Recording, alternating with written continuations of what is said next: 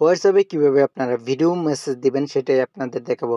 এখানে দেখুন আমি ভিডিও মেসেজ দিয়েছি, সেটা কিন্তু এখানে দেখাচ্ছে।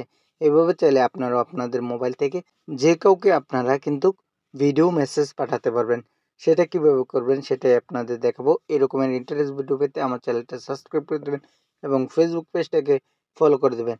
সেজন্য এখানে আপনারা সাধারণত যখন আপনারা ভয়েস মেসেজ পাঠান, দেখেন এখানে কিন্তু ভয়েস মেসেজ ক্লিক করার পর আপনারা কিন্তু ভয়েস মেসেজ পাঠান বা উপর দিকে ক্লিক করার পর কিন্তু আপনার এটা লক হয়ে যায়, ভয়েস মেসেজ পাঠাতে পারেন।